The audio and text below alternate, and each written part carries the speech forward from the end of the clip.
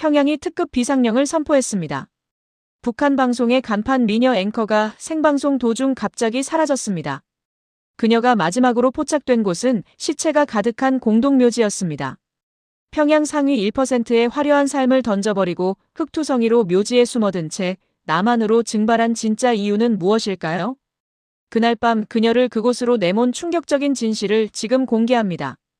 여러분의 좋아요와 구독은 북한의 진실을 알리는 데 큰 힘이 됩니다. 방송이 끝나자마자였습니다. 카메라가 꺼지고 스튜디오 조명이 하나둘 내려앉는 그 순간 김여정이 다가왔습니다. 아무 말도 없었습니다. 그냥 다가오더니 손에 들고 있던 서류 뭉치를 제 얼굴 앞에 집어 던졌습니다. 종이들이 사방으로 흩어졌습니다. 눈 하나 깜빡이지 않고 그 자리에 서 있었습니다. 그래야 했습니다. 움직이면, 숨을 크게 쉬면 그것조차 불만으로 읽힐 수 있는 자리였으니까요. 오늘 세 번째 문장, 발음이 뭉개졌어. 그게 안 들려? 차갑고 낮은 목소리였습니다. 저는 고개를 숙였습니다. 죄송합니다. 다음엔 더 잘하겠습니다. 그 말 외에는 할 수 있는 말이 없었습니다. 김여정은 대답도 없이 돌아서서 나갔습니다. 흩어진 서류들을 혼자 줍고, 혼자 정리하고, 혼자 불 꺼진 스튜디오에 남았습니다.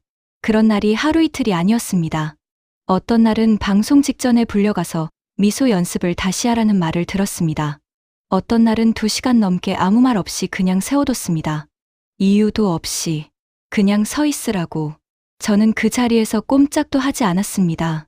속이 부글부글 끓어올라도 다리가 저려와도 표정 하나 흐트러뜨리지 않았습니다. 그것이 이 자리를 지키는 방법이었으니까요. 한 번은 수건을 받쳐드는 손이 늦었다는 이유로 뺨을 맞은 적도 있었습니다. 소리가 날 만큼 세게. 그래도 그 자리에서 눈물 한 방울 흘리지 않았습니다. 울면 진다는 생각이었습니다. 지면 안 된다는 생각이었습니다. 제 이름은 이서윤입니다. 2026년 1월, 그때 저는 25살이었습니다. 조선중앙통신의 막내 간판 앵커. 그게 저였습니다. 평양 외국어대학을 수석으로 졸업하고 수백 명을 제치고 단 한 자리를 차지해 방송국에 들어갔습니다. 그날 어머니는 밥도 못 드시고 기뻐서 우셨습니다. 북한에서 방송 앵커가 된다는 것은 가족 전체의 삶이 달라진다는 뜻이었으니까요. 배급이 조금 더 나오고 더 나은 아파트를 받고 무엇보다 보위부 눈총을 덜 받을 수 있는 삶. 어머니는 동네 아주머니들에게 자랑을 하고 다니셨습니다. 우리 딸이 텔레비전에 나온다고. 그 환한 웃음이 지금도 눈에 선합니다. 카메라 앞에 저는 완벽했습니다. 목소리는 맑고 또렷했고 인민들은 저를 공화국의 꽃이라 불렀습니다. 그 꽃을 김여정이 탐냈습니다. 자기 손 안에 쥐고 싶어 했습니다. 그렇게 저는 김여정의 사람이 되었습니다. 처음엔 영광인 줄 알았습니다. 하지만 카메라가 꺼지는 순간 그 꽃은 시들었습니다. 화면 밖에 저는 앵커가 아니었습니다. 고급 하녀. 그게 현실이었죠. 방송이 끝나고 집으로 돌아오는 길, 어두운 평양거리를 걸으면서 저는 오늘 하루 얼마나 많은 거짓말을 입에 담았는지 세어보곤 했습니다. 그래도 그 시절엔 이것이 삶인 줄만 알았습니다. 조금만 더 참으면 나아질 거라고 매일 밤 혼자 스스로를 달랬습니다. 그 달램이 얼마나 허망한 것이었는지 저는 곧 알게 되었습니다. 그것도 아주 잔인한 방식으로. 저는 매일 아침 출근길에 평양거리를 걸었습니다. 양쪽으로 늘어선 회색 건물들, 색이 바랜 선전 구호들, 무표정하게 걸어가는 사람들. 그 모습이 너무 익숙해서 이상하다는 생각조차 들지 않았습니다. 이것이 우리가 사는 세상이라고 어릴 때부터 그렇게 배웠으니까요. 방송국 안에서도 마찬가지였습니다. 누구도 불만을 말하지 않았습니다. 누구도 눈을 마주치며 속마음을 털어놓지 않았습니다. 옆자리 동료가 어젯밤 끌려갔다는 소식을 들어도 그냥 없던 사람처럼 지내는 것이 이 나라의 방식이었습니다. 서윤도 그렇게 살았습니다. 그렇게 살아야만 했습니다. 적어도 그때까지는요. 그날은 유난히 방송 준비가 늦었습니다. 리허설을 3번씩이나 다시 했고 원고 수정이 막바지까지 이어졌습니다. 서윤의 옆에서 함께 원고를 붙잡고 있던 사람은 박민아였습니다. 23살, 서윤보다 2살 어린 후배 아나운서였습니다. 함흥 출신이었고 목소리가 유독 맑았습니다. 서윤과는 어릴 때부터 아는 사이였습니다.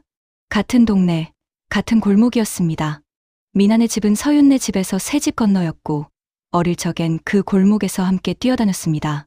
그렇다고 늘 붙어 다닌 사이는 아니었습니다. 나이가 2살 차이였고 어른이 되면서 각자의 길을 걷다 보니 자연스럽게 멀어졌습니다. 그런데 방송국에 들어오고 나서 어릴 때 골목 친구와 같은 직장에 서게 된 것입니다. 처음 마주쳤을 때 미나가 먼저 알아봤습니다. 언니, 저 미나예요. 그 목소리를 듣는 순간 서유는 오래된 골목 냄새가 떠올랐습니다.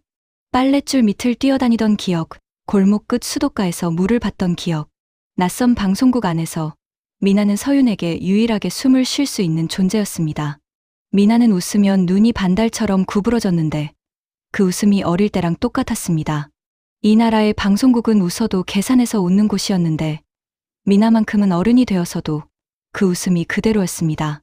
처음 방송국에 들어왔을 때 너무 떨려서 화장실에서 혼자 울었다고 미나는 서윤에게만 작은 목소리로 털어놓은 적이 있었습니다. 이 나라에서는 그런 말 한마디도 함부로 꺼낼 수가 없었습니다. 누가 듣고 어디에 전할지 몰랐으니까요. 그러니까 미나에게 그 말은 이 나라에서 낼 수 있는 가장 큰 용기였습니다. 그리고 그 용기를 서윤은 끝내 지켜주지 못했습니다. 그날 생방송 도중이었습니다. 미나가 경제 통계 수치를 읽다가 아주 잠깐 정말 눈 깜빡할 사이에 발음을 흘렸습니다. 한 글자였습니다. 단 한 글자. 서윤은 옆에서 그 순간을 들었습니다. 심장이 한 방 내려앉는 것 같았습니다. 하지만 방송은 계속 이어졌고 서윤은 아무것도 할 수 없었습니다. 방청객 중 누가 들었는지, 귀신 같은 보이부가 어떻게 알아챘는지 그런 건 중요하지 않았습니다. 이 나라에서는 실수가 실수로 끝나는 법이 없었으니까요. 방송이 끝나고 채 30분도 지나지 않아 보이부 사람들이 방송국 복도를 걸어 들어왔습니다. 서윤은 분장실에서 나오다가 복도 저쪽 끝에서 걸어오는 그들의 모습을 봤습니다. 검은 외투, 무표정한 얼굴, 발소리만 남기고 걸어오는 사람들. 순간 발이 멈췄습니다. 그들은 말이 없었습니다. 눈빛도 없었습니다. 기계처럼 복도를 걸어오는 발소리가 바닥을 울렸고 그 발소리가 분장실 앞에서 멈추는 것을 서윤은 들었습니다. 문이 열리는 소리, 미나의 짧은 숨소리 같기도 하고 비명을 삼키는 소리 같기도 했던 것. 그리고 다시 발소리. 이번엔 둘이 아니라 여럿이 끌리듯 걸어 나가는 소리였습니다.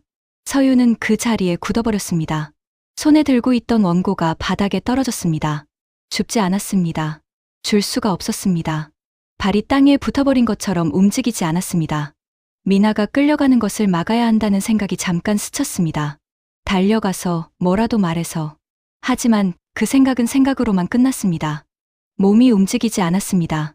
움직이면 같이 끌려갈 것이었습니다. 복도 끝이 어두워졌고 미나의 모습은 그렇게 사라졌습니다. 방송국 안의 모든 사람이 각자의 자리에서 아무 일도 없었다는 듯 고개를 숙이고 있었습니다. 살고 싶으면 못 본 척해야 했습니다. 이 나라에서 살아있는 자의 첫 번째 의무는 침묵이었으니까요. 사흘이 지났습니다. 그리고 미나가 죽었다는 소식이 들렸습니다. 고문 끝에 숨을 거뒀다고 했습니다.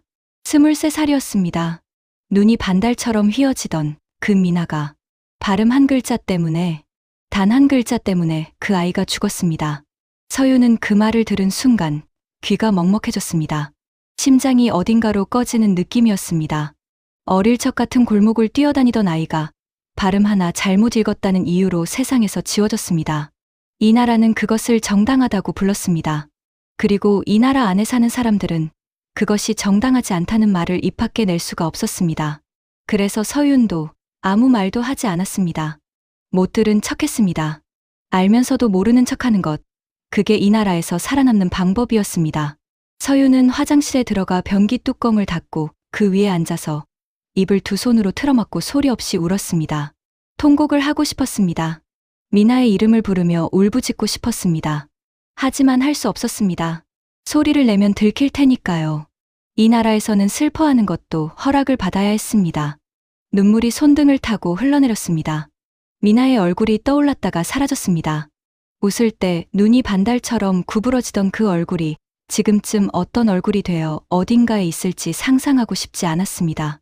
화장실 타일 벽이 차갑게 서윤의 등을 받아냈고 서윤은 그 차가움 속에서 한없이 작아졌습니다.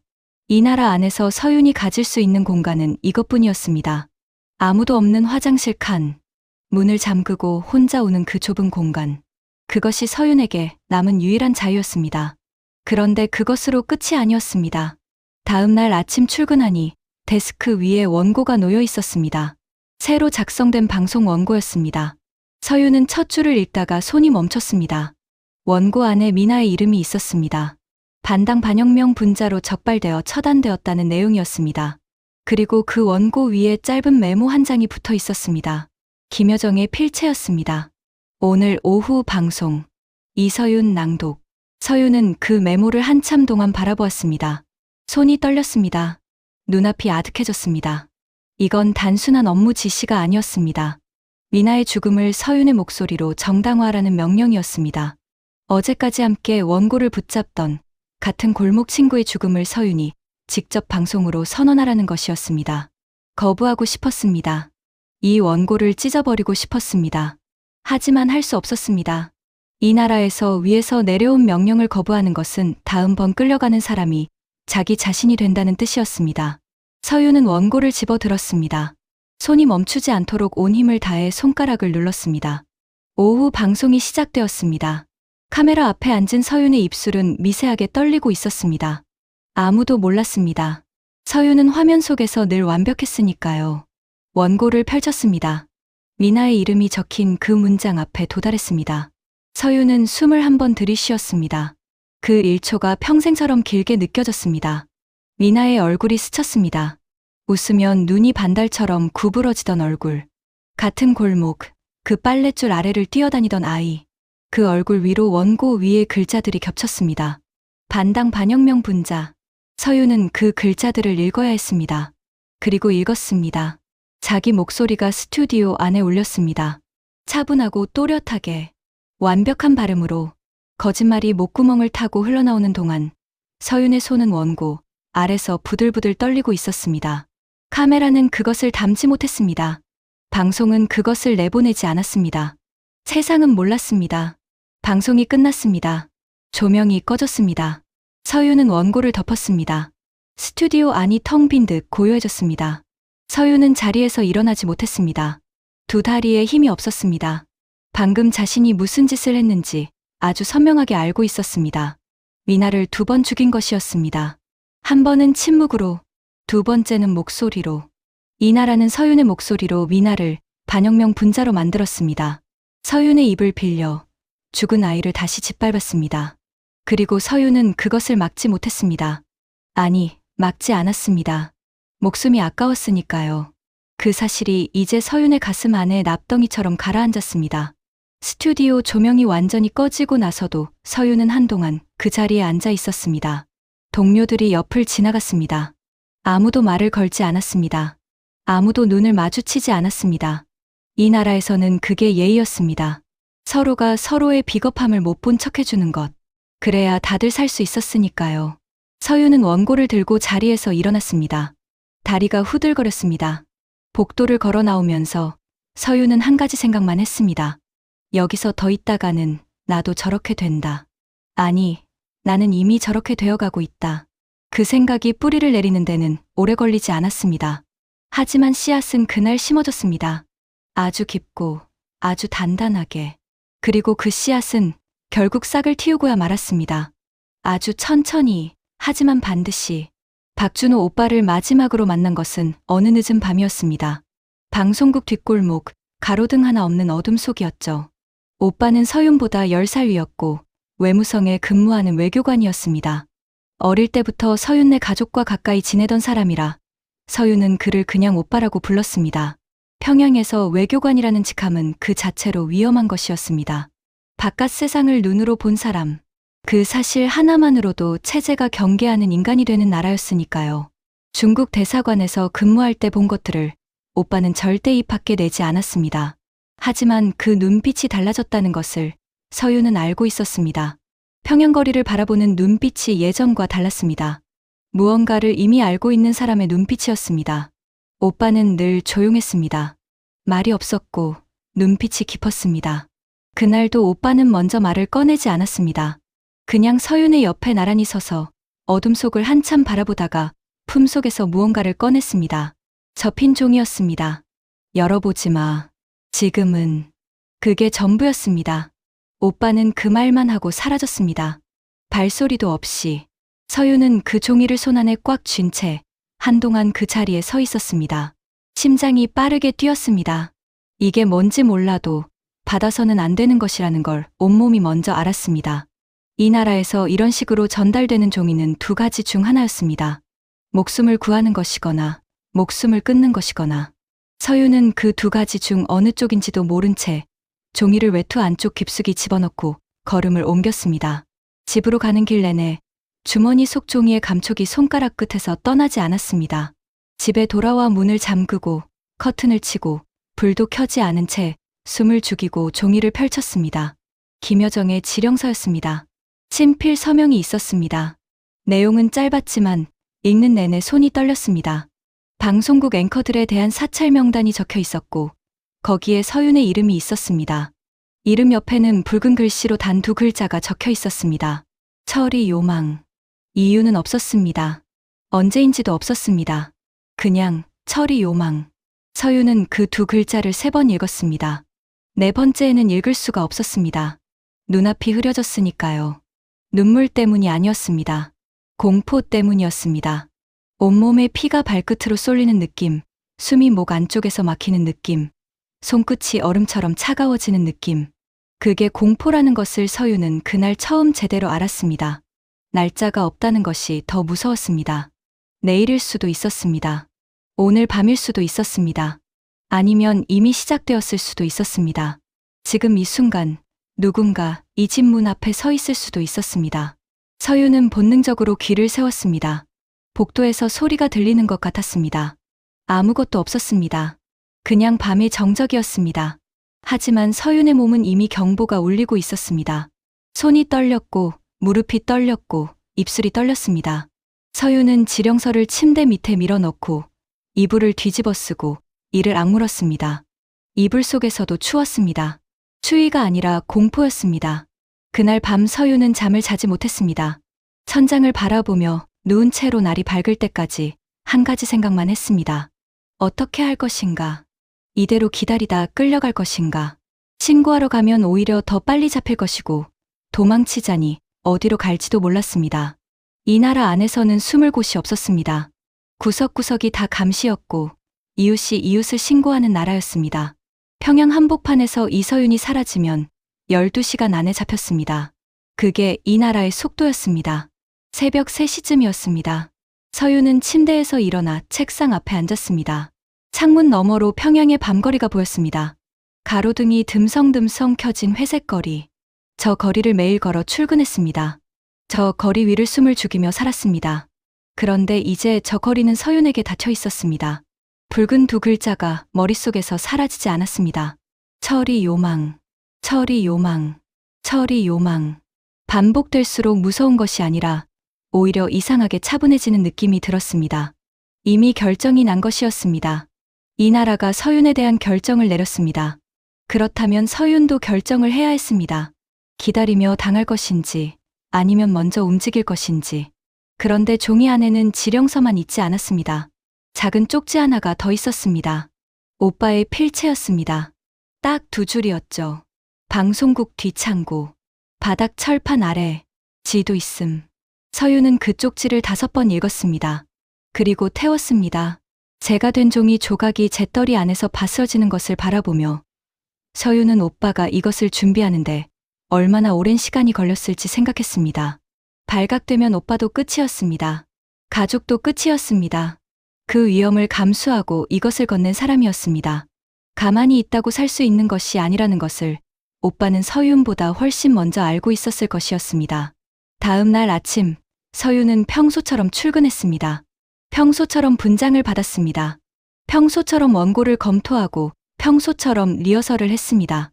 아무것도 달라진 것이 없는 것처럼. 동료들도 몰랐고 데스크도 몰랐고 방송국 복도를 오가는 누구도 몰랐습니다. 서윤의 머릿속이 어떻게 돌아가고 있는지. 그러나 서윤의 머릿속은 전혀 달랐습니다. 원고를 보면서도 리허설을 하면서도 오직 하나만 생각하고 있었습니다. 이 지령서를 카메라 앞에 펼쳐 보이면 어떻게 될까? 얼마나 많은 사람이 볼 것인가? 진실이 얼마나 멀리 퍼질 것인가? 그리고 자신은 살아남을 수 있을 것인가? 그 생각이 처음 든 순간 서윤은 스스로 그 생각을 지우려 했습니다. 미친 짓이었습니다. 불가능한 짓이었습니다. 생방송 도중 그런 짓을 했다가는 그 자리에서 끌려나가 총살당할 것이었습니다. 살아서 나올 수 없는 도박이었습니다. 하지만 다른 방법이 없었습니다. 가만히 있어도 죽는 거라면 무언가라도 하고 죽는 편이 나았습니다. 미나는 아무것도 하지 못하고 죽었습니다. 발음 한 글자 잘못 읽었다는 이유로 아무 말도 못하고 지워졌습니다. 서윤은 그러고 싶지 않았습니다. 적어도 이 나라가 무엇을 하고 있는지 누군가 한 사람이라도 알아야 했습니다. 그것만큼은 분명했습니다. 창고 바닥 철판 아래에서 지도를 꺼낸 것은 그날 새벽이었습니다. 손전등 하나에 의지에 허리를 굽히고 창고 안을 기어 들어갔습니다. 냄새가 지독했습니다. 먼지와 쇠 냄새와 오래된 습기가 뒤섞인 냄새였죠. 손으로 더듬어 철판을 찾았습니다. 손톱이 철판 틈에 끼어 부러질 뻔했습니다. 그래도 멈추지 않았습니다. 철판이 들렸고 그 아래 좁고 어두운 틈 속에 방수천으로 쌓인 물건이 있었습니다. 지도였습니다. 그리고 지도 안에는 오빠의 메모가 하나 더 있었습니다. 땅굴 끝, 공동묘지, 관 준비됨, 믿어라. 서윤은 그 메모를 손안에 꽉 쥐었습니다. 손이 떨렸습니다. 이 짧은 문장이 자신의 탈출 경로 전부였습니다. 믿으라고 했습니다. 오빠가 믿으라고 했습니다. 서윤은 눈을 감았습니다. 오빠의 얼굴을 떠올렸습니다. 그 깊고 조용한 눈빛을 살아있는 동안 다시 볼 수 있을까? 그것도 알 수 없었습니다. 어쩌면 오빠도 이미 위험해졌을 수 있었습니다. 이 메모를 남긴 것이 발각되었다면 오빠도 지금쯤 어딘가에 끌려가 있을지 몰랐습니다. 그 생각이 들자 가슴이 무너지는 것 같았습니다. 하지만 멈출 수 없었습니다. 오빠가 목숨을 걸고 건넨 지도였습니다. 그것을 쥐고 주저앉으면 오빠의 위험도 아무 의미가 없어지는 것이었습니다. 서윤은 눈을 감고 숨을 크게 들이마셨습니다. 이 결심이 옳은지 그른지는 몰랐습니다. 살 수 있을지도 몰랐습니다. 하지만 이것 외에 다른 길이 없다는 것만큼은 아주 분명하게 알았습니다. 그리고 결심했습니다. 살아서 진실을 전하거나 아니면 죽어서라도 세상에 남기거나 둘 중 하나였습니다. 방송 당일 서윤은 원고 사이에 지령서를 끼워 넣었습니다. 떨리는 손으로 천천히 정확하게 지령서의 모서리가 원고 사이에서 삐져나오지 않도록 맞췄습니다. 분장을 받으면서도 손이 떨렸습니다. 분장 담당이 눈치채지 못하도록 서윤은 원고를 무릎 위에 올려놓고 두 손으로 꽉 눌렀습니다. 오늘따라 분장이 긴 것 같았습니다. 평소엔 30분이면 끝났는데 오늘은 1시간처럼 느껴졌습니다. 거울 속 자신의 얼굴을 봤습니다. 화장을 입힌 얼굴, 완벽하게 준비된 앵커의 얼굴. 그 얼굴 뒤에서 지금 어떤 생각이 돌아가고 있는지 아무도 몰랐습니다. 스튜디오로 걸어가는 복도, 그 짧은 거리가 그날따라 한없이 길었습니다. 발걸음을 뗄 때마다 이게 내 마지막 걸음이 될 수도 있다는 생각이 들었습니다. 심장이 귀 안에서 울리는 것 같았습니다. 복도를 지나다니는 동료들이 서윤에게 인사를 건넸습니다. 서윤도 평소처럼 인사를 돌려줬습니다. 웃으면서 아무렇지 않게. 저 사람들은 잠시 후 무슨 일이 벌어질지 몰랐습니다. 서윤도 정확히는 몰랐습니다. 다만 한 가지는 알았습니다. 이 복도를 다시 걸어 나올 수 있을지 없을지가 앞으로 몇 분 안에 결정된다는 것. 다리가 후들거렸지만 서윤은 똑바로 걸었습니다. 카메라 앞에 앉았습니다. 조명이 내려왔습니다. 생방송 시작 카운트가 시작되었습니다. 5, 4, 3, 2, 1. 서윤은 카메라를 정면으로 바라보았습니다. 그리고 원고를 펼쳤습니다. 빨간 불이 켜졌습니다. 생방송이 시작되는 순간 스튜디오 안의 공기가 달라졌습니다. 카메라 2대가 서윤을 향해 렌즈를 고정했고 조명이 환하게 쏟아졌습니다. 서윤은 원고 첫 줄을 읽기 시작했습니다. 목소리는 떨리지 않았습니다. 수년간 훈련된 몸이 감정보다 먼저 움직이고 있었습니다. 목구멍이 조여드는 것 같았지만 소리는 또렷하게 나왔습니다. 카메라 너머 어딘가에서 지금 이 방송을 보고 있을 사람들을 생각했습니다. 저녁 식사를 준비하다 텔레비전 앞에 앉은 사람들, 아이들을 재우다 소리를 켜놓은 사람들, 그들 중 누군가가 잠시 후 서윤이 보여줄 것을 목격할 것이었습니다. 하지만 원고를 넘기는 손은 달랐습니다. 한 장, 한 장, 페이지가 넘어갈수록 심장이 더 빠르게 뛰었습니다. 지령서가 끼워진 페이지가 가까워지고 있었습니다. 그 페이지와 지금 읽는 페이지 사이에 남은 것은 단 2장이었습니다. 2번째 페이지, 3번째 페이지, 그리고 4번째 페이지를 넘기는 순간 서유는 잠깐 숨을 멈췄습니다. 아무도 눈치채지 못했습니다. 0.5초였습니다. 그 0.5초 동안 서윤의 머릿속을 스쳐간 것들을 글로 다 쓸 수는 없습니다. 어머니 얼굴, 미나 얼굴, 철이 요망이라는 붉은 글씨, 오빠의 목소리, 믿어라. 이 중 어느 하나도 지금 이 자리를 포기하라고 말하지 않았습니다. 서윤은 손가락을 지령서 모서리에 걸었습니다. 서윤은 원고를 옆으로 밀어냈습니다. 그리고 지령서를 카메라 앞에 펼쳤습니다. 스튜디오가 얼어붙었습니다. 카메라 감독이 헤드셋을 잡아당겼습니다. 조명 기사가 자리에서 벌떡 일어섰습니다. 부조종실 유리창 너머에서 누군가 고함을 질렀습니다. 하지만 서윤은 그 소리들이 들리지 않았습니다. 아니, 들렸지만 상관없었습니다. 서윤의 입이 열렸습니다. 카메라를 똑바로 바라보며 단 한 번도 눈을 깜빡이지 않고 또렷하게 말했습니다. 이것은 김여정의 지령서입니다. 여기 제 이름이 있습니다. 철이 요망이라고 적혀 있습니다. 그 말이 끝나기도 전에 스튜디오 문이 열렸습니다. 보이부였습니다. 몇 명인지 셀 여유가 없었습니다. 서윤은 이미 자리에서 일어나 뛰고 있었습니다. 뒷문을 향해 있는 힘을 다해 스튜디오 안이 아수라장이 되었습니다. 카메라가 쓰러지는 소리, 의자가 부딪히는 소리, 누군가 서윤의 이름을 외치는 소리, 그 모든 것이 서윤의 등 뒤에서 뒤엉켰습니다. 뒷문을 밀고 복도로 나왔습니다. 찬 공기가 얼굴을 때렸습니다. 아무것도 느낄 여유가 없었습니다. 오직 달려야 했습니다. 창고를 향해 달렸습니다. 뒤에서 발소리가 쫓아오고 있었습니다. 빠르고 거칠고 점점 가까워졌습니다. 복도 모퉁이를 꺾었습니다. 창고 문이 보였습니다. 저기까지, 저기만 가면 됩니다. 숨이 목까지 차올랐습니다. 복도 끝 창고 문이 보였습니다. 저게 살 길이었습니다. 저기까지 가야 했습니다. 다리가 아팠지만 멈출 수 없었습니다. 뒤를 돌아보지 않았습니다. 돌아보는 순간 다리가 멈출 것 같았습니다. 겁이 나서가 아니라 발이 굳어버릴 것 같아서. 앞만 봤습니다. 창고 문만 봤습니다. 그 문 하나가 지금 서윤의 세상 전부였습니다. 창고 문을 열었습니다. 어두웠습니다. 손전등이 없었습니다. 눈을 감고 기억을 더듬었습니다. 새벽에 왔을 때 철판의 위치를 확인해 두었습니다. 오른쪽 벽에서 2걸음, 정면에서 3걸음, 손으로 더듬어 가며 바닥을 찾았습니다. 철판, 손톱이 다시 끼었습니다. 이번엔 시간이 없었습니다. 손 전체로 철판을 들어 올렸습니다. 손가락 하나가 찢어지는 느낌이 났지만 멈출 수 없었습니다. 철판이 올라갔습니다. 어둡고 좁은 구멍, 사람이 겨우 들어갈 만한 틈이었습니다. 서윤은 2발을 먼저 넣었습니다. 허리까지, 가슴까지. 창고문 너머에서 발소리가 가까워졌습니다. 머리까지 집어넣는 순간 창고 문이 열렸습니다. 서윤은 철판을 다시 내렸습니다. 어둠이 덮쳤습니다.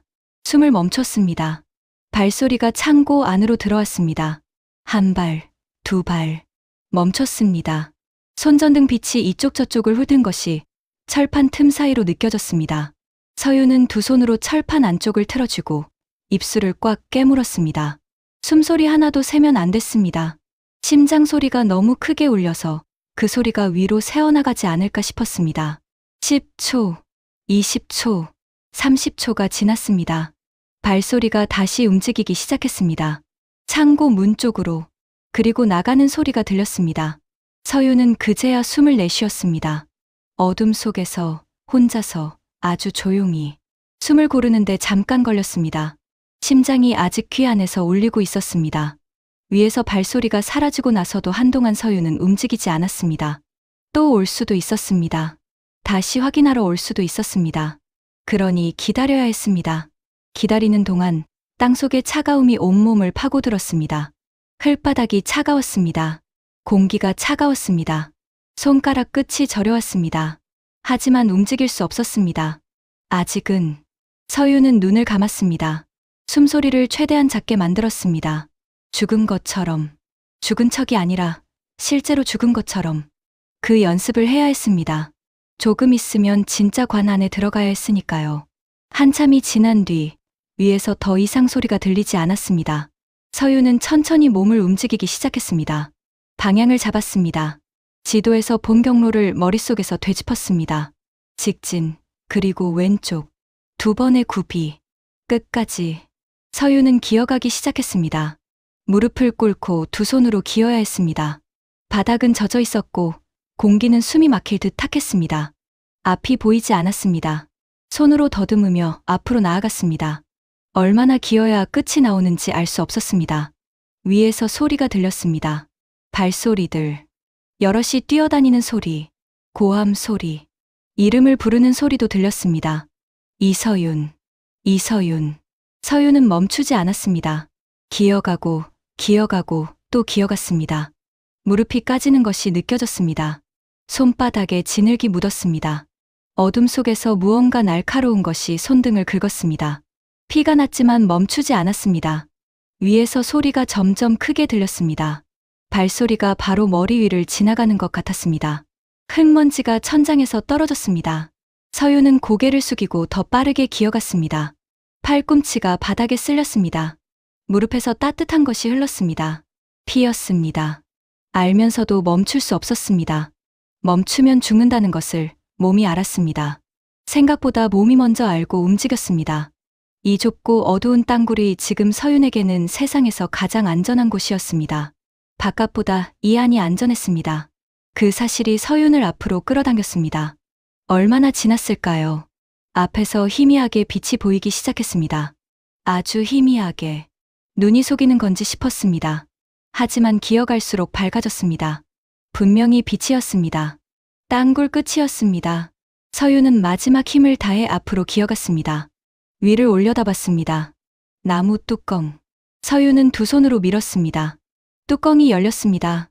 차가운 밤 공기가 쏟아졌습니다. 두 손으로 가장자리를 잡고 몸을 끌어올렸습니다. 밖으로 나왔습니다. 공동묘지였습니다. 어둠 속에 묘비들이 줄지어 서 있었습니다. 바람이 불었습니다. 서윤은 잠깐 그 자리에 무릎을 꿇은 채 멈췄습니다. 폐 가득 밤 공기를 들이마셨습니다. 냄새가 났습니다. 흙 냄새, 풀 냄새. 살면서 이 냄새가 이렇게 고마운 적이 없었습니다. 밖에 있다는 것, 살아있다는 것, 그것만으로도 눈물이 날 것 같았습니다. 하지만 시간이 없었습니다. 어디선가 개 짖는 소리가 들렸고 멀리서 차 소리가 들렸습니다. 방송국 쪽 하늘이 밝았습니다. 수색 대가 움직이고 있다는 신호였습니다. 지금쯤 평양 전체에 비상이 걸렸을 것이었습니다. 이서윤을 잡으라는 명령이 내려졌을 것이었습니다. 서윤은 고개를 들었습니다. 묘비 사이 어둠 속 저만치에 낮고 긴 윤곽이 보였습니다. 관이었습니다. 뚜껑이 살짝 열린 채 기다리고 있었습니다. 서윤은 천천히 일어났습니다. 무릎이 후들거렸습니다. 오른손을 내밀어 묘비 하나를 짚었습니다. 싸늘한 돌의 감촉이 손바닥에 닿았습니다. 누군가의 묘비였습니다. 이름도 모르는 사람의 무덤이 지금 서윤을 붙잡아주고 있었습니다. 서윤은 그 돌을 한 번 손으로 쓸었습니다. 감사했습니다. 관 앞에 섰습니다. 안을 들여다봤습니다. 비어 있었습니다. 살아서 들어가는 관이었습니다. 이 안에 누우면 어떻게 될지, 나올 수 있을지 없을지 아무도 몰랐습니다. 어쩌면 이게 마지막이 될 수도 있었습니다. 뚜껑이 닫히고 그대로 묻혀버리는 것이 끝일 수도 있었습니다. 하지만 서윤에게는 선택지가 없었습니다. 뒤로 돌아가면 잡히고, 여기 서 있으면 잡히고, 앞으로 가는 방법은 이것뿐이었습니다. 서윤은 관 가장자리를 두 손으로 잡았습니다. 나무가 차가웠습니다. 손이 떨렸습니다. 무섭다. 그 말이 입안에서 맴돌았습니다. 살면서 이렇게 무서운 적이 없었습니다. 하지만 무섭다고 해서 멈출 수는 없었습니다. 무서워도 가야 하는 길이 있었습니다. 서윤은 관 안으로 몸을 눕혔습니다. 등이 나무 바닥에 닿았습니다. 차가웠습니다. 뚜껑이 서서히 닫혔습니다. 어둠이 다시 덮쳤습니다. 이번엔 완전한 어둠이었습니다.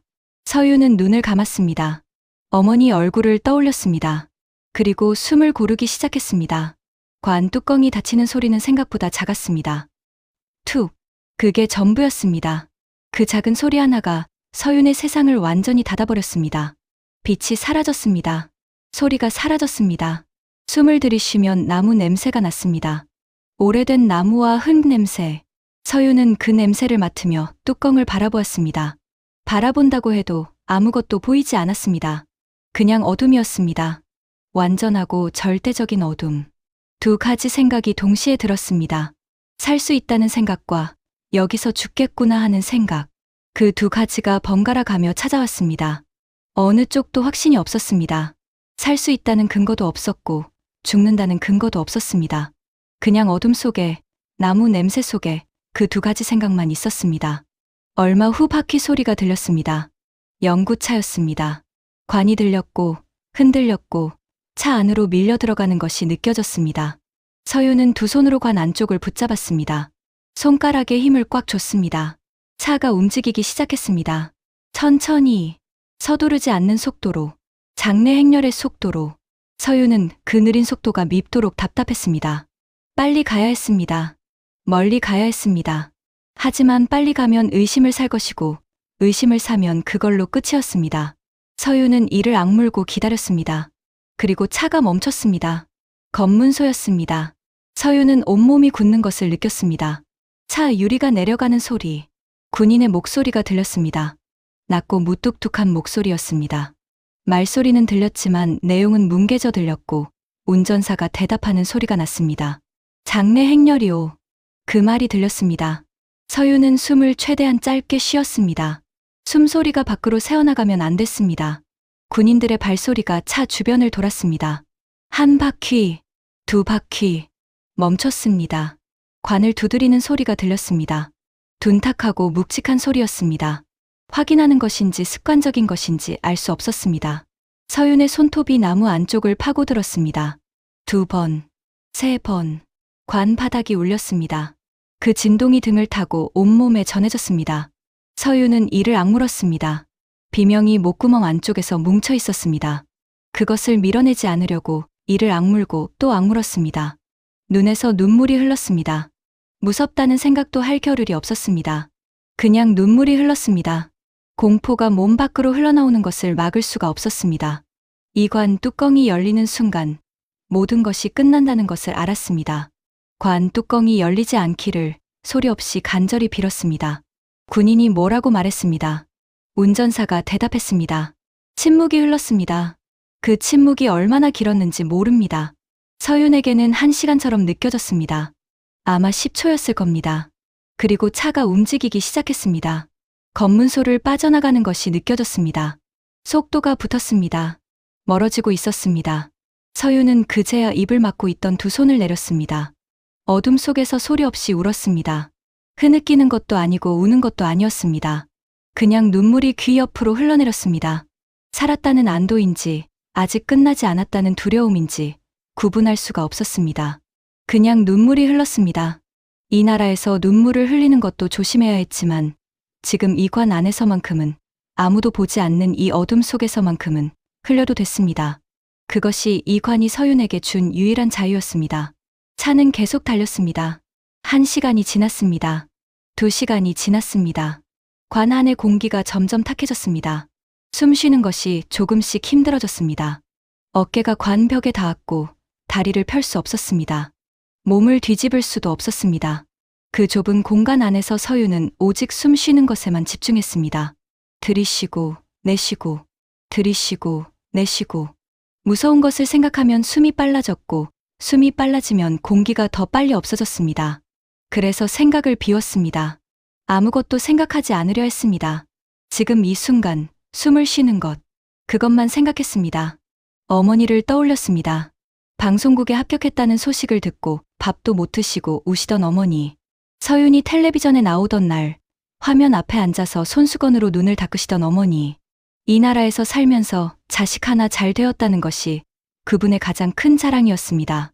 이제 그 자랑은 끝이 났습니다. 서윤이 생방송에서 지령서를 펼쳐 든 순간 어머니의 삶도 달라졌을 것이었습니다. 보위부가 찾아갔을지도 몰랐습니다. 어머니께 말씀드리지 못하고 떠났습니다. 말씀드릴 수 없었습니다. 말씀드렸다가는 어머니도 함께 위험해질 테니까요. 살아서 다시 만날 수 있을지 없을지도 몰랐습니다. 아마 영영 못 볼 수도 있었습니다. 그 생각이 들자 눈물이 다시 흘렀습니다. 이번엔 무서워서가 아니었습니다. 그냥 보고 싶어서였습니다. 5시간이 지났습니다. 10시간이 지났습니다. 관 안은 점점 추워졌습니다. 겨울이었습니다. 나무 한 겹 너머로 바깥의 냉기가 스며들었습니다. 손발이 얼어드는 느낌이 났습니다. 손끝을 움직여봤지만 감각이 무뎌지고 있었습니다. 발가락도 느껴지지 않았습니다. 몸을 움직일 수도 없었습니다. 그냥 이 차가움 속에 가만히 누워서 숨을 쉬고 눈을 감고 버텼습니다. 이것이 탈출이었습니다. 영웅적인 것도 없었습니다. 화려한 것도 없었습니다. 좁고 차갑고 냄새나는 관 속에서 손발이 얼어가며 혼자 버티는 것이 탈출이었습니다. 20시간 가까이 됐을 때 서유는 처음으로 포기하고 싶다는 생각이 들었습니다. 이 안에서 그냥 눈을 감아버릴까? 더 이상 버티지 말고. 그 생각이 스치는 순간 서유는 스스로에게 소리를 질렀습니다. 마음속으로 아직 안 된다. 아직 어머니를 봐야 한다. 살아서 나가야 한다. 이 나라 밖에 세상이 있다는 것을 서유는 방송을 하면서 조금씩 알았습니다. 오빠가 돌아와 달라진 눈빛으로 바라보던 그 바깥 세상. 그곳에 가야 했습니다. 그곳에서 말해야 했습니다. 미나의 이야기를, 철이 요망이라는 2글자 이야기를, 그 나라에서 살아남기 위해 매일 거짓말을 입에 올려야 했던 사람들의 이야기를. 그 생각이 서윤을 다시 붙잡았습니다. 서윤은 입술을 깨물었습니다. 손가락이 느껴지지 않아도, 발이 얼어도 숨을 쉬는 것만큼은 멈출 수 없었습니다. 살아있어야 했습니다. 살아서 말해야 했습니다. 어느 순간 서윤은 이런 생각이 들었습니다. 내가 지금 살아있는지 죽어있는지 구분이 잘 되지 않는다고. 관 속은 너무 조용했고, 너무 어두웠고, 너무 차가웠습니다. 이게 죽음이라면 이렇게 생겼겠구나 싶었습니다. 하지만 서윤은 아직 숨을 쉬고 있었습니다. 아직 눈물 자국이 볼을 타고 흘러내렸습니다. 아직 어머니 얼굴이 떠올랐습니다. 그게 살아있다는 증거였습니다. 서윤은 그 증거 하나를 붙잡고 계속 숨을 쉬었습니다. 15시간쯤 지났을 때였습니다. 차가 또 멈췄습니다. 이번엔 검문소가 아니었습니다. 잠깐 멈췄다가 다시 출발했습니다. 어딘가에서 기름을 넣는 것인지 아니면 다른 이유인지 알 수 없었습니다. 그 몇 분 동안 서윤은 차 밖에서 사람 목소리가 들리는 것을 들었습니다. 평범한 말소리였습니다. 오늘 날씨가 춥다느니, 저녁에 뭘 먹을 것이라느니 그런 말들. 평범한 사람들의 평범한 이야기. 서윤은 그 소리를 들으며 이상한 감정을 느꼈습니다. 저 사람들은 지금 자신이 관 속에 있다는 것을 모를 것이었습니다. 이 나라의 앵커가 관 속에 숨어서 숨을 죽이고 있다는 것을 모르는 게 당연했습니다. 이 나라에서는 아는 것이 위험했으니까요. 25시간쯤 되었을 때 차가 멈췄습니다. 이번엔 문이 열리는 소리가 들렸습니다. 관이 들렸습니다. 내려놓아졌습니다. 발소리가 멀어졌습니다. 그리고 조용해졌습니다. 한참 후 관 뚜껑을 조심스럽게 두드리는 소리가 들렸습니다. 3번 짧게. 오빠가 가르쳐준 신호였습니다. 서윤은 안에서 2번 두드렸습니다. 손가락 감각이 없어서 제대로 소리가 났는지도 알 수 없었습니다. 잠시 침묵이 흘렀습니다. 서윤의 심장이 다시 뛰기 시작했습니다. 소리가 안 들렸을까? 잘못 두드렸을까? 그 불안이 채 가라앉기 전에 뚜껑이 열렸습니다. 밤하늘이었습니다. 별이 보였습니다. 차갑고 맑은 공기가 쏟아졌습니다. 서윤은 눈을 감은 채 그 공기를 있는 힘껏 들이마셨습니다. 폐 가득. 1번, 2번, 3번. 25시간 만에 마시는 맑은 공기였습니다. 그 공기 한 모금이 지금까지 살면서 마신 그 어떤 것보다 귀했습니다. 누군가 손을 잡았습니다. 끌어올려줬습니다. 밖으로 나왔습니다. 다리에 힘이 없어서 그 자리에 무릎을 꿇고 쓰러졌습니다. 흙 위였습니다. 서윤은 2 손으로 흙을 쥐었습니다. 차갑고 축축한 흙이 손가락 사이로 눌렸습니다. 이 흙이 이 나라의 흙이라는 것을 알면서도 그냥 쥐었습니다. 땅에 닿아 있다는 것이 그저 고마웠습니다. 살았습니다. 아직 국경 이쪽이었습니다. 아직 이 나라 아니었습니다. 아직 끝나지 않았습니다. 하지만 살아있었습니다. 지금 이 순간만큼은 관 속에서 25시간을 버텼습니다. 얼어가면서 숨이 막히면서 소리도 못 내고 그것을 버텼습니다. 그 사실 하나가 서윤에게 이상한 힘을 줬습니다. 여기까지 왔습니다. 그렇다면 조금 더 갈 수 있었습니다. 서윤은 고개를 들었습니다. 낯선 사람이 서 있었습니다. 오빠가 아니었습니다. 모르는 얼굴이었습니다. 그 사람은 아무 말 없이 서윤의 팔을 잡아 일으켜 세웠습니다. 그리고 어둠 속으로 걷기 시작했습니다. 서윤은 그 뒤를 따라 걸었습니다. 다리가 후들거렸지만 걸었습니다. 앞에 무엇이 기다리는지 알 수 없었지만 걸었습니다. 여기서 멈추는 것은 죽는 것이었습니다. 그러니까 걸어야 했습니다. 발이 땅을 딛는 감각 하나만 붙잡고 서윤은 어둠 속으로 걸어 들어갔습니다. 얼마를 걸었는지 기억이 없습니다. 낯선 사람은 말이 없었고 서윤도 말이 없었습니다. 그냥 걸었습니다. 어둠 속을, 차가운 바람 속을. 발이 아팠습니다. 관 속에서 얼었던 발이 다시 녹으면서 저릿저릿한 감각이 발가락 끝부터 올라왔습니다. 그 저린 감각이 오히려 반가웠습니다. 감각이 돌아오고 있다는 뜻이었으니까요. 살아있다는 뜻이었으니까요. 서윤은 걸으면서 조용히 어머니를 불렀습니다. 소리 내어 부른 것이 아니었습니다. 마음속으로. 어머니, 저 살아있어요. 아직은요. 조금 더 걸어야 해요. 그러니 기다려주세요. 다음엔 어디로 가야 하는지, 무엇이 기다리는지 아무것도 몰랐습니다. 하지만 지금 발이 땅을 딛고 있다는 것만큼은 알았습니다.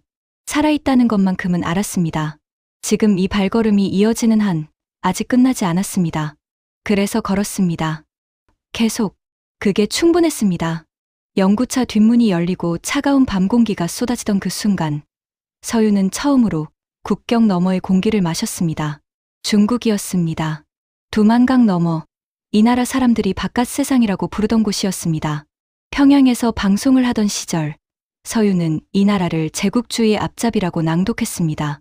그게 원고에 적힌 말이었으니까요. 그런데 지금 서윤은 그 나라 땅 위에 무릎을 꿇고 앉아서 차가운 흙을 손으로 쥐고 있었습니다. 이상한 기분이었습니다. 무섭기도 했고 이상하게 아무것도 느껴지지 않기도 했습니다. 살아있다는 감각이 아직 돌아오지 않은 것 같았습니다. 낯선 사람이 서윤을 일으켜 세웠습니다. 말이 없었습니다. 손짓으로 따라오라고 했습니다. 어둠 속을 걸었습니다. 발이 땅을 딛는 감각만 붙잡고 걸었습니다. 얼마를 걸었는지 알 수 없었습니다. 1시간인지 2시간인지 감각이 무뎌진 발로는 거리를 가늠할 수가 없었습니다. 그리고 어느 순간 작은 불빛이 보였습니다. 민가였습니다. 낮고 허름한 지붕, 좁은 창문 너머로 새어나오는 노란빛. 낯선 사람이 문을 두드렸습니다. 3번 짧게. 안에서 인기척이 들렸고 문이 열렸습니다. 조선족 노인이었습니다. 이르는 넘어 보이는 얼굴이었습니다. 눈이 깊고 말이 없는 분이었습니다. 주름이 깊었습니다. 살아온 세월이 얼굴에 새겨진 사람이었습니다. 서윤을 위아래로 훑어보더니 아무 말 없이 안으로 들어오라고 손짓했습니다. 방 안은 좁았습니다. 이불 한 채와 작은 밥상 하나. 낡은 것들이었지만 그게 전부였습니다. 노인은 뭔가를 끓여내왔습니다. 뜨거운 국물이었습니다. 서윤은 손이 떨려서 그릇을 제대로 잡지도 못했습니다. 그래도 마셨습니다. 목구멍을 타고 뜨거운 것이 내려가는 순간 눈물이 나왔습니다. 아무것도 아닌 국물 한 그릇이었는데 그게 그렇게 고마울 수가 없었습니다. 노인은 서윤이 우는 것을 보면서도 아무 말 하지 않았습니다. 그냥 밥상 맞은편에 앉아 있었습니다. 그 침묵이 오히려 위로였습니다. 중국 땅에 발을 디뎠습니다. 자유를 얻었다고 생각했습니다. 그런데 그건 아니었습니다. 중국에서의 삶은 다른 종류의 감옥이었습니다. 신분이 없었습니다. 이름이 없었습니다. 서윤은 그 순간부터 이서윤이 아니었습니다. 이름을 가져서는 안 됐습니다. 어디에 가도 신분증을 요구했고 신분증이 없으면 잡혔습니다. 북한으로 강제 송환되는 것이었습니다. 돌아가면 죽는 거였습니다. 그걸 알고 있었기 때문에 서윤은 항상 숨어야 했습니다. 사람이 많은 곳은 피했습니다. 낮에는 함부로 돌아다니지 못했습니다. 길에서 공안이 보이면 골목으로 숨었습니다. 이 나라에서도 서윤은 자유롭지 않았습니다. 방식이 달랐을 뿐이었습니다. 조선족 노인의 집에서 사흘을 묵었습니다. 사흘 동안 말 한마디도 못했습니다. 노인은 조선말을 알았지만 거의 쓰지 않았고 서윤은 중국말을 몰랐습니다. 그냥 눈빛으로 주고받았습니다. 밥을 내오면 눈으로 감사를 전했고 노인은 눈으로 괜찮다고 답했습니다. 말이 없어도 전해지는 것들이 있었습니다. 사흘째 되던 날 아침 노인이 봉투 하나를 내밀었습니다. 열어보니 돈이었습니다. 많지 않았습니다. 하지만 없는 살림에서 내어준 것이라는 게 느껴졌습니다. 서유는 고개를 저었습니다. 노인은 다시 내밀었습니다. 그냥 받으라는 눈빛이었습니다. 서유는 그 돈을 받아주면서 이 나라에도 이런 사람이 있다는 것을 알았습니다. 같은 핏줄이라서가 아니었습니다. 그냥 사람이어서였습니다. 낯선 사람이 다시 찾아왔습니다. 이번엔 다른 사람이었습니다. 젊은 남자였습니다. 중국말과 조선말을 섞어서 말했습니다. 앞으로 몇 주 동안 이 사람의 지시를 따라야 한다고 했습니다. 서유는 고개를 끄덕였습니다. 선택지가 없었습니다. 처음 맡겨진 일은 식당이었습니다. 중국인이 운영하는 작은 식당이었고 설거지와 청소가 일이었습니다. 새벽 5시에 시작해서 밤 10시에 끝났습니다. 서유는 텔레비전에 얼굴이 나오던 사람이었습니다. 평양에서 가장 말 잘하는 앵커였습니다. 그런데 지금은 남의 나라 식당에서 남이 먹고 남긴 그릇을 닦고 있었습니다. 처음에는 그 간극이 너무 커서 어지러웠습니다. 어떻게 이렇게 됐을까? 그런 생각이 들다가도 바로 지웠습니다. 생각할 시간이 없었습니다. 그냥 움직여야 했습니다. 닦고, 쓸고, 또 닦고. 그것만 했습니다. 중국말을 배우기 시작한 것은 그 무렵이었습니다. 배우지 않으면 아무것도 할 수 없었습니다. 식당 주인이 말하는 것을 알아들어야 했고, 손님이 뭔가를 요구하면 대응해야 했습니다. 처음엔 손짓 발짓으로 버텼습니다. 틀려도 괜찮았습니다. 틀리면서 배웠습니다. 이 나라에서의 서유는 완벽해야 했던 사람이 아니었습니다. 그냥 살아남으면 됐습니다. 그 사실이 처음엔 이상했고, 나중엔 오히려 이상하게 자유로웠습니다. 그 무렵 한번 한국 선교사를 만났습니다. 젊은 남자가 데려다 준 곳이었습니다. 중국 어느 도시의 작은 교회였습니다. 지하였습니다. 들어가 보니 서윤 같은 사람들이 몇 명 더 있었습니다. 북한에서 넘어온 사람들이었습니다. 다들 말이 없었습니다. 눈빛만 비슷했습니다. 살아있는 것이 신기하다는 눈빛. 선교사는 한국말로 말했습니다. 오랜만에 듣는 또렷한 한국말이었습니다. 평양과는 억양이 달랐습니다. 서울 말씨였습니다. 처음엔 어색했습니다. 하지만 말이 통한다는 것만으로도 눈물이 날 것 같았습니다. 선교사는 밥을 줬습니다. 쌀밥이었습니다. 오래간만에 먹는 쌀밥이었습니다. 서유는 그 밥을 먹으면서 숟가락을 쥔 손이 떨렸습니다. 밥 한 그릇이 이렇게 사람을 울릴 수 있다는 것을 그 전까지는 몰랐습니다. 선교사는 앞으로 도움을 받을 수 있는 루트가 있다고 했습니다. 조용히, 천천히, 안전하게. 그 말이 서윤의 가슴 어딘가에 닿았습니다. 안전하게. 오랫동안 듣지 못한 단어였습니다. 하지만 위험은 언제나 가까이에 있었습니다. 어느 날 저녁이었습니다. 식당 문을 닫고 바닥을 닦고 있는데 공안 2명이 들어왔습니다. 서윤은 고개를 숙이고 계속 걸레질을 했습니다. 심장이 빠르게 뛰었습니다. 공안들이 식당 주인에게 뭔가를 물었습니다. 주인이 대답했습니다. 어떤 말인지 알아들을 수 없었지만 분위기로 알았습니다. 서윤에 대해 묻는 것이었습니다. 주인이 뭐라고 대답했습니다. 공안들이 서윤 쪽을 바라봤습니다. 서윤은 고개를 더 숙였습니다. 손이 떨렸지만 걸레질을 멈추지 않았습니다. 멈추면 더 이상했습니다. 잠시 후 공안들이 나갔습니다. 서윤은 그제야 숨을 내쉬었습니다. 나중에 알았습니다. 주인이 서윤을 자기 조카라고 했다는 것을. 왜 그렇게 말해줬는지 물어볼 수 없었습니다. 중국말이 아직 짧았습니다. 그냥 고개를 숙였습니다. 주인은 손을 저으며 괜찮다는 표정을 지었습니다. 그게 전부였습니다. 그날 밤, 서윤은 잠을 이루지 못했습니다. 공안이 다시 올 수도 있었습니다. 다음엔 더 꼼꼼하게 볼 수도 있었습니다. 두려움이 또 찾아왔습니다. 하지만 그 두려움 사이로 다른 감정 하나가 끼어들었습니다. 이 나라 사람들이 전부 차갑고 무서운 것이 아니었습니다. 조선족 노인도 식당 주인도 자기 살기 바쁜 사람들이었습니다. 그런데도 서윤을 내치지 않았습니다. 이유가 없어도 도와준 사람들이 있었습니다. 서윤은 그 사실을 조금씩 배워갔습니다. 북한에서 배운 것들은 달랐습니다. 바깥 세상은 적이고 남의 나라 사람은 믿을 수 없다고 배웠습니다. 하지만 그건 틀렸습니다. 적어도 서윤이 지나온 길에서 만난 사람들은 달랐습니다. 사람은 어디서나 사람이었습니다. 나라가 달라도 말이 달라도 사람이 사람을 돕는 것은 이유가 없었습니다. 그 단순한 사실이 서윤에게는 새로운 세계였습니다. 중국에서의 시간은 3달이었습니다. 3달 동안 서윤은 3곳을 옮겨 다녔습니다. 식당, 농가, 공장. 어디에서도 오래 머물 수 없었습니다. 한 곳에 오래 있으면 눈에 띄었고, 눈에 띄면 잡혔습니다. 이동하는 것이 곧 살아남는 것이었습니다. 농가에서 일한 것은 두 번째 달이었습니다. 농사일이었습니다.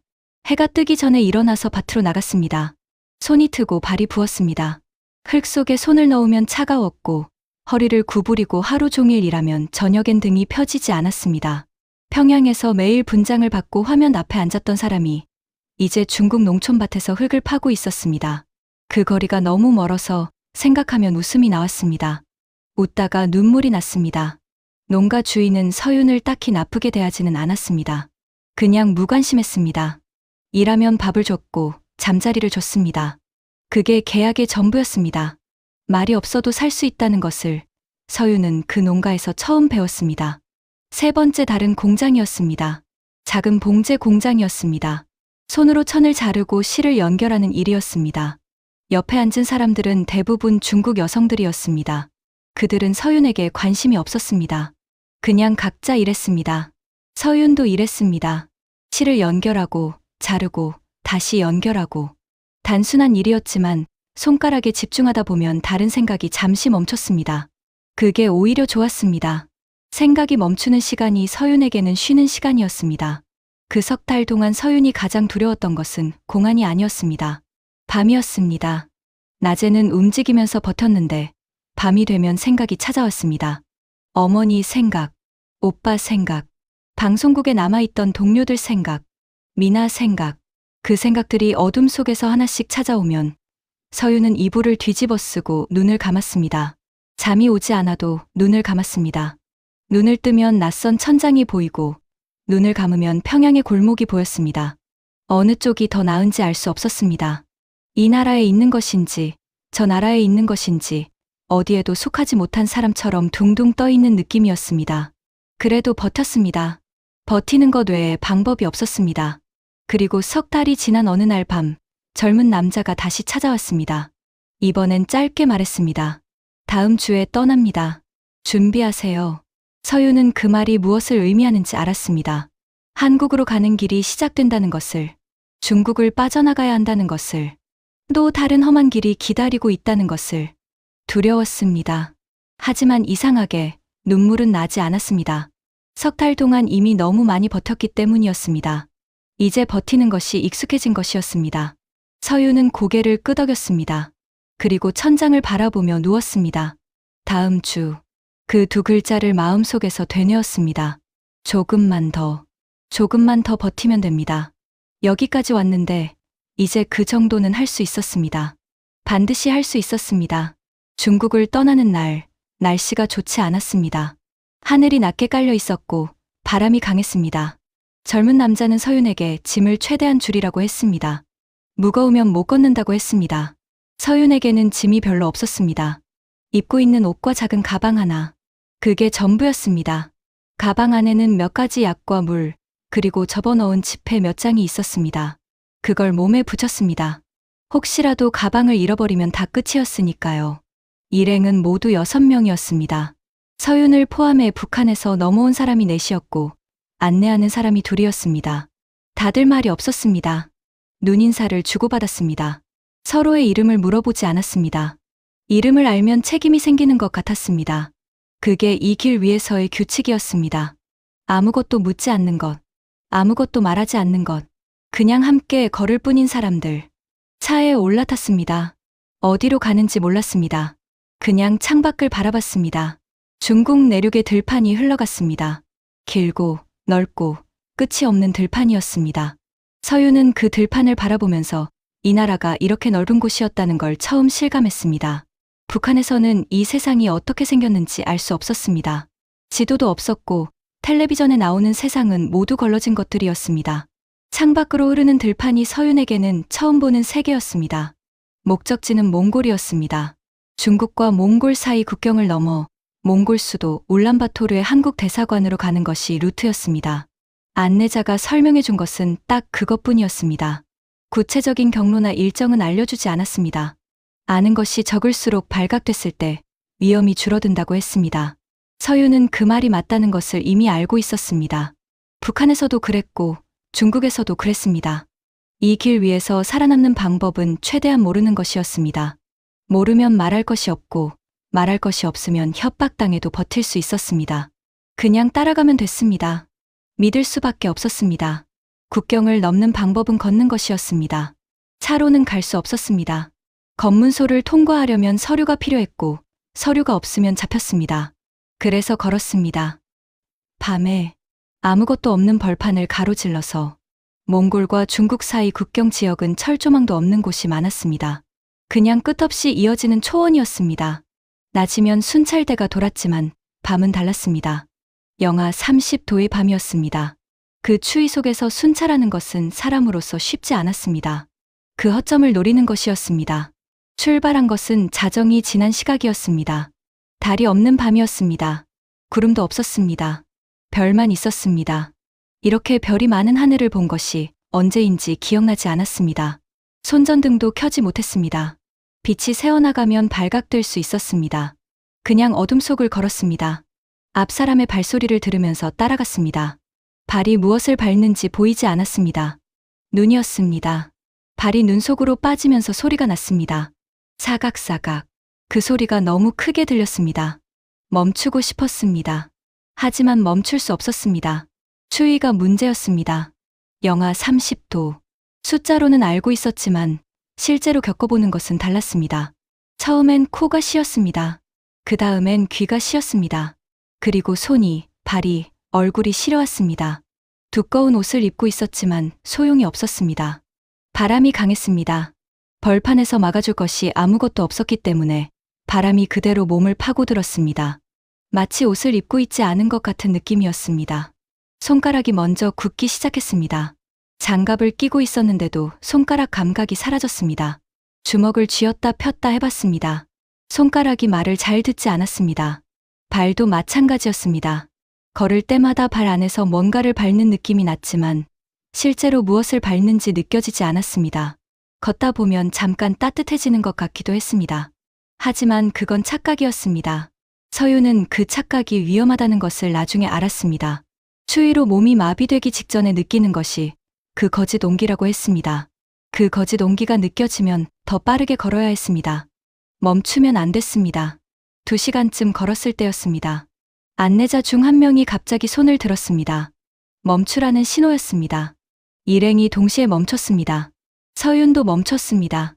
심장이 빠르게 뛰었습니다. 어둠 속에서 귀를 세웠습니다.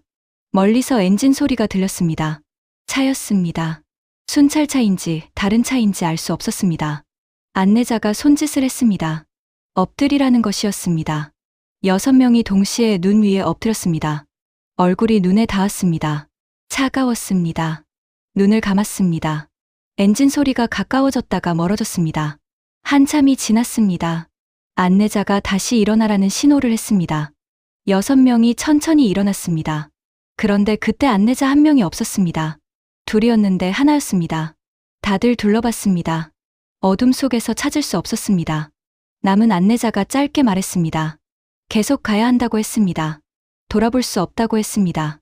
서유는 그 말의 의미를 알았습니다. 누군가 잡혔다는 것이었습니다. 아니면 도망쳤거나 어느 쪽이든 지금 멈추면 다 같이 끝이었습니다.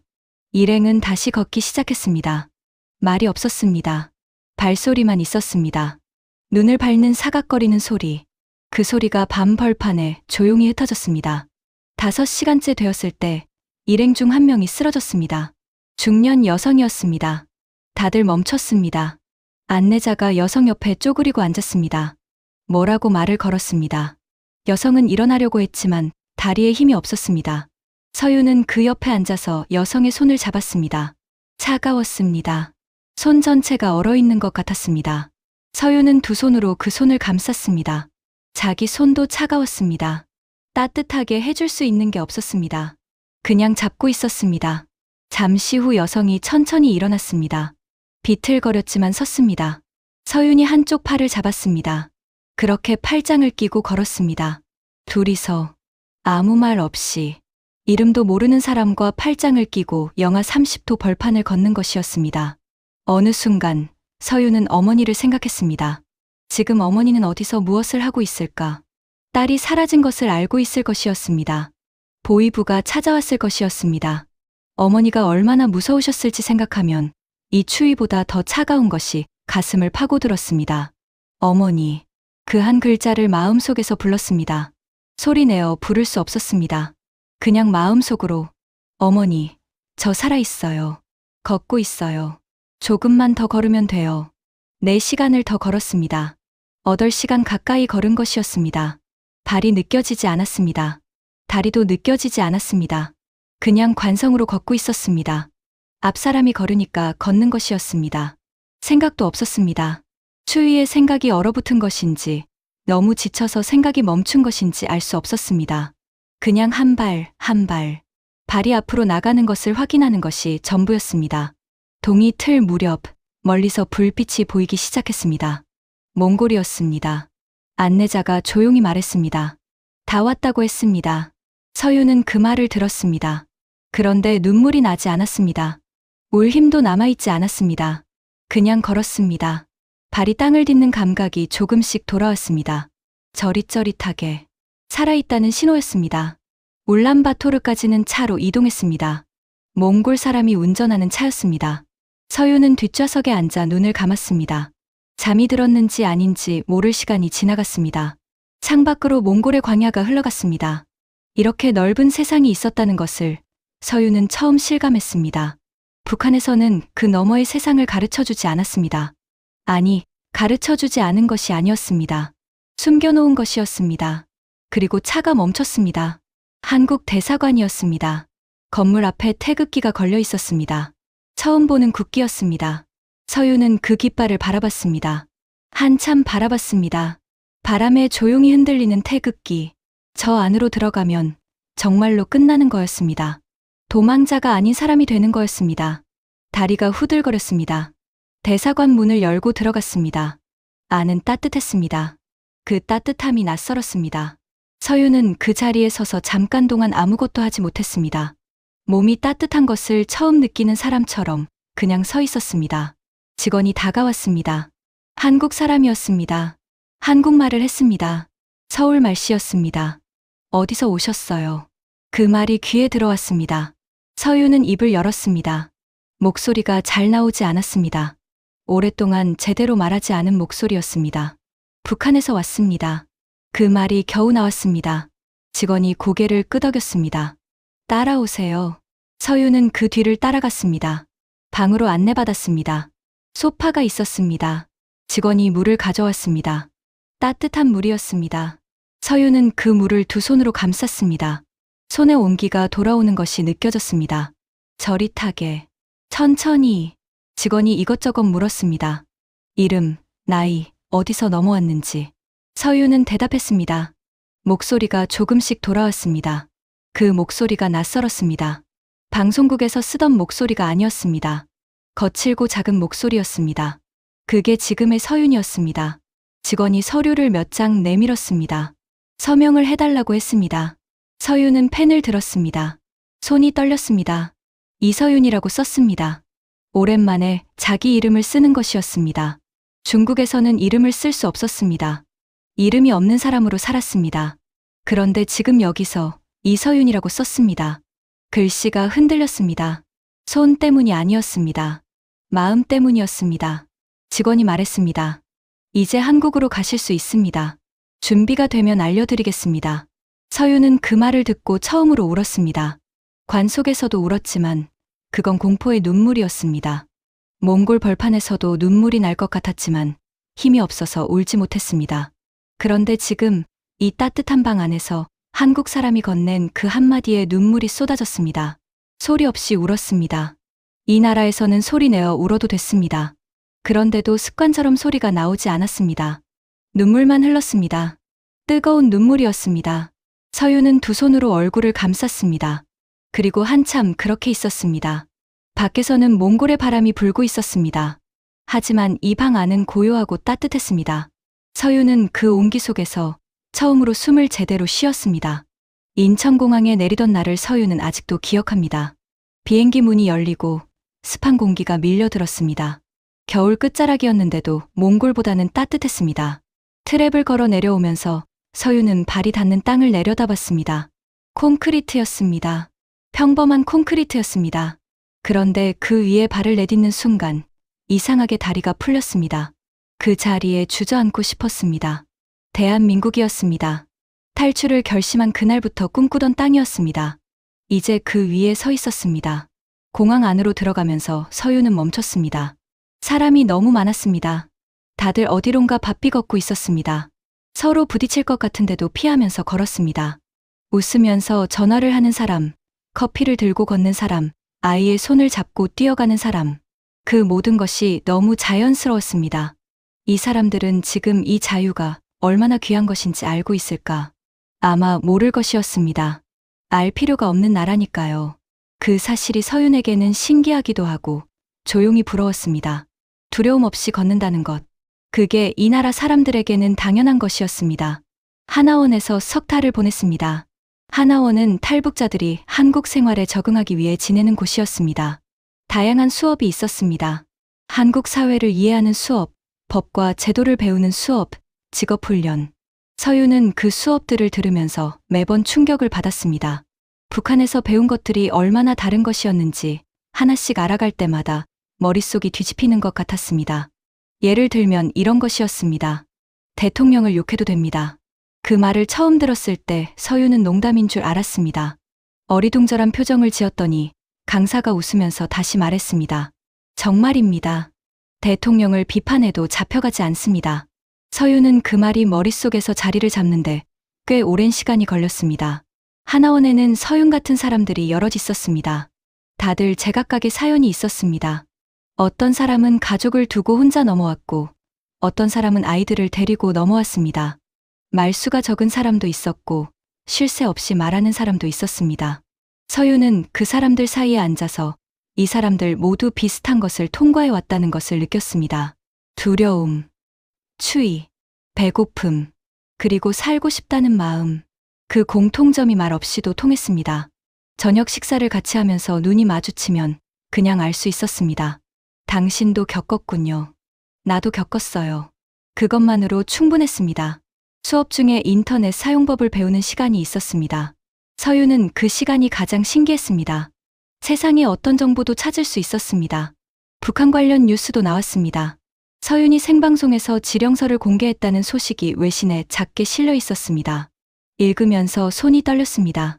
그게 서윤 자신의 이야기였는데 외신 기사 속에서 보니 남의 이야기처럼 느껴졌습니다. 그리고 동시에 실제로 있었던 일이라는 것이 다시 실감되었습니다. 서윤은 그 기사를 여러 번 읽었습니다. 처음 마트에 갔을 때는 서 있을 수가 없었습니다. 물건이 너무 많았습니다. 진열대가 천장까지 가득 찼습니다. 과자 종류만 수십 가지였습니다. 쌀도 브랜드가 여럿이었습니다. 서유는 그 진열대 앞에 서서 한동안 움직이지 못했습니다. 평양에서는 배급이 없으면 먹을 것이 없었습니다. 장마당에 가도 살 수 있는 것이 한정되어 있었습니다. 그런데 여기는 돈만 있으면 무엇이든 살 수 있었습니다. 그 사실이 너무 당연한 것이어서 오히려 실감이 나지 않았습니다. 서유는 그날 과자 하나를 골라서 샀습니다. 오랫동안 들고 서 있다가 겨우 고른 것이었습니다. 편의점도 놀라웠습니다. 밤 12시에 문을 열고 있었습니다. 새벽 2시에도 열려 있었습니다. 문을 닫지 않았습니다. 처음엔 왜 문을 안 닫냐고 물었습니다. 주변 사람들이 웃었습니다. 24시간 운영한다고 했습니다. 서유는 그게 신기했습니다. 북한에서 밤 10시 이후에 돌아다니면 단속됐습니다. 거리에 사람이 없었습니다. 그런데 이 나라는 밤에도 사람이 돌아다니고 가게가 열려 있었습니다. 밤이 무섭지 않은 나라였습니다. 서유는 처음 한동안 밤에 혼자 편의점에 가서 불이 켜진 매대를 바라보는 것이 좋았습니다. 아무도 감시하지 않았습니다. 아무도 어디 가냐고 묻지 않았습니다. 그냥 걷고 사고 돌아왔습니다. 그게 자유였습니다. 말투가 달랐습니다. 서울 말씨와 평양 말씨는 같은 한국어인데 달랐습니다. 억양이 달랐고 단어도 달랐습니다. 서윤이 쓰는 말을 사람들이 못 알아듣는 경우도 있었습니다. 반대로 사람들이 하는 말을 서윤이 못 알아듣는 경우도 있었습니다. 외래어가 많았습니다. 카페, 아이템, 콘텐츠, 런칭. 처음엔 무슨 말인지 몰랐습니다. 하나씩 배웠습니다. 배울수록 이 나라가 조금씩 낯설지 않아졌습니다. 그래도 같은 민족이었습니다. 말이 통했습니다. 말을 알아듣는 순간 사람들의 얼굴이 달라 보였습니다. 낯선 사람이 아니라 그냥 사람이 되었습니다. 그 사실 하나만으로도 충분했습니다. 음식이 달랐습니다. 짜고 달았습니다. 처음엔 입에 맞지 않았습니다. 하지만 먹다 보면 익었습니다. 김치는 비슷했습니다. 어머니가 담그던 것과 달랐지만 그래도 김치였습니다. 그 냄새가 코에 닿는 순간 어머니가 생각났습니다. 어머니는 매년 겨울이 되면 김장을 했습니다. 서윤도 옆에서 도왔습니다. 빨간 물이 손에 물들어서 며칠씩 빠지지 않았습니다. 추운 마당에서 어머니 옆에 쪼그리고 앉아 배추를 들고 있던 그 기억. 어머니가 수고했다며 고구마를 하나 쥐어주시던 기억. 그 기억이 이 나라 마트의 김치 냄새에서 올라왔습니다. 서윤은 그날 마트에서 한참을 서 있었습니다. 사람들이 지나다니는데 그냥 거기 서서 눈을 감았습니다. 잠깐이었습니다. 그걸로 됐습니다. 어머니는 아직 북한에 있었습니다. 탈북한 이후 한 번도 연락이 닿지 않았습니다. 닿을 방법이 없었습니다. 어머니가 살아계신지도 어디에 계신지도 알 수 없었습니다. 서윤이 방송에서 지령서를 공개한 직후 보위부가 어머니를 찾아갔을 가능성이 높았습니다. 그 생각이 들 때마다 서윤은 이 나라의 따뜻한 방 안에서도 오한이 들었습니다. 내가 자유를 얻은 것이 어머니에게는 위험이 된 것은 아닐까. 그 생각은 쉽게 지워지지 않았습니다. 자유가 이렇게 무거운 것인 줄 몰랐습니다. 어머니가 보고 싶을 때는 주로 아침이었습니다. 혼자 밥을 차릴 때 어머니는 항상 아침을 챙겨주셨습니다. 바쁜 날에도 힘든 날에도 아침 밥상만큼은 빠지지 않았습니다. 서윤이 방송국에 합격했다는 날에는 특별히 좋아하는 반찬을 준비해 오셨습니다. 어머니는 그게 자랑이라고 동네에 이야기하고 다니셨습니다. 우리 서윤이 텔레비전에 나온다고. 지금 그 어머니가 어디서 무엇을 드시는지, 아침은 챙기시는지 알 수 없었습니다. 서윤은 아침마다 밥을 먹으면서 그 생각을 했습니다. 그리고 밥을 남기지 않았습니다. 남기면 안 될 것 같았습니다. 그래도 살기로 했습니다. 이유는 하나였습니다. 미나를 기억해야 했습니다.